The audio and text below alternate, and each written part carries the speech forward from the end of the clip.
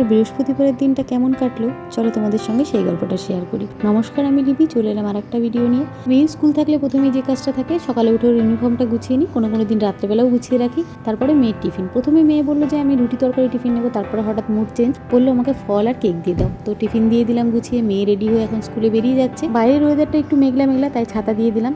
আর এখানে দেখো আমার ছোটো মেয়ে কিন্তু সেকেন্ড রাউন্ড ঘুম দিচ্ছে, আর আমি এখন বসে একটু চা খাবো। এর সঙ্গে নিয়ে নিলাম একটা রুটি, তার মধ্যে কিছুটা তরকারি দিয়ে রোল করে চা আর রুটি খাবো, আর বসে বসে ভিডিওটা এডিট করব।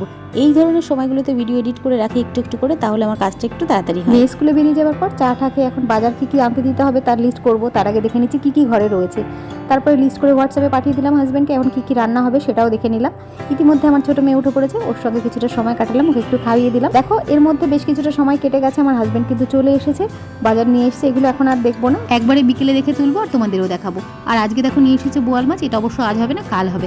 এখন বোয়াল মাছগুলো ভেজে রাখছি, হালকা করে ভেজে রাখছি, কারণ ফ্রিজে রেখে দেবো কাঁচা মাছ, কারেন্টের কথা তো বলা যায় না। এর মধ্যে অনেকটা সময় পেরিয়ে গেছে, আমার ছোটো মেয়ে স্নান খাওয়া কমপ্লিট হয়ে গেছে, আমারও স্নান হয়ে গেছে। চলে এসেছি ঠাকুর ঘরে। আজকে যেহেতু বৃহস্পতিবার, তাই মা লক্ষ্মীর চরণে একটা পদ্ম ফুল দেবো। এটা আমার শাশুড়ি শুরু করেছিল, যদিও আমাদের ঠাকুর ঘরে কিন্তু লক্ষ্মীর কোনো ঘট নেই। কেন নেই সেটা পরে বলি।